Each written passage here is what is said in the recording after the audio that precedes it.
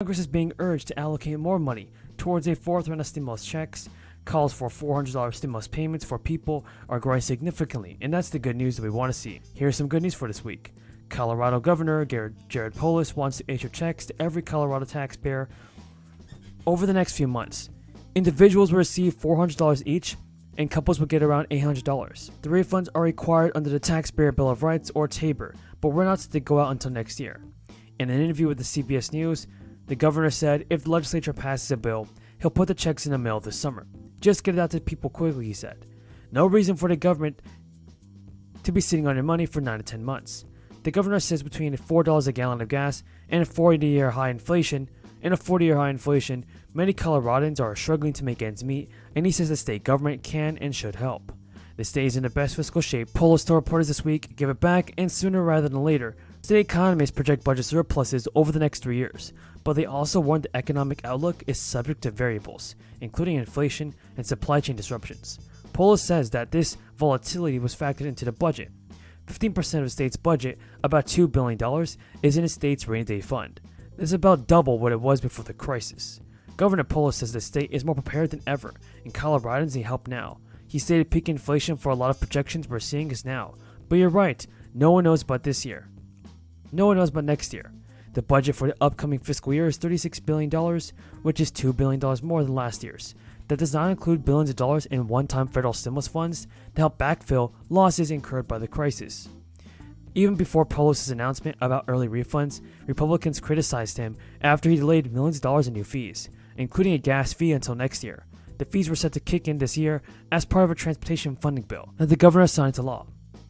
Relief is also continuing to go out to people that need it the most. Many state governments have already decided to move forward with their own state stimulus check. Earlier this year, the Hawaii governor sent a tax rebate of $100 to every Hawaii taxpayer, with an additional $100 payment per dependent. That's good news, everybody, and tell me if your state's doing this. Folks, a ton of good news with the fourth stimulus check. Here it is. Up to $2,000 stimulus payments can be claimed right now. So watch the end of the video to learn how to receive a stimulus check. Thousands of families in need can pick up new payments right now. Each eligible family in Phoenix, Arizona will be getting a total of $12,000 via debit cards during the next 12 months under the city's financial assistance program. The recurring payments serve as an experiment with universal basic income rather than one-off stimulus checks. Currently, there are over various states and cities offering universal basic income programs to mostly low-income residents by using funds from the American Rescue Act. Now, gas prices in California are beginning to drop off from the highs this year, but the $5.73 average price of a gallon of regular unleaded fuel remains $1.79 higher than what Californians paid at the pump 1 year ago. Abortions. We cannot go back to the days of forcing a woman to carry a pregnancy or go through a childbirth that could cause her illness or death. That we cannot go back to. In America today, it is estimated that 1 out of every 4 women will choose to have an abortion by the time they turn 45. In 2019, over 625,000 women in America chose to have an abortion.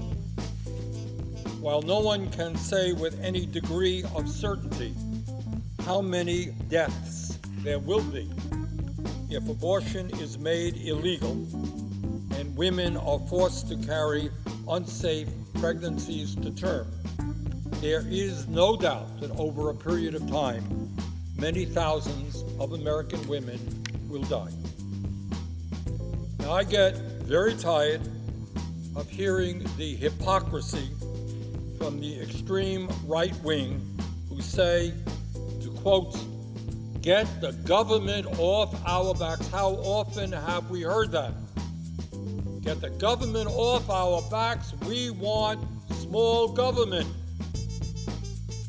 Well, I say to those right-wingers, if you want to get the government off of the backs of the American people, then understand that it is women who control their own bodies, not politicians. During the COVID crisis, how many times have we heard on this floor throughout this country the extreme right wing say The government must not force us to wear a mask. How dare the government do that? Government must not force us to have a vaccine. We have the right to do what we want with our bodies.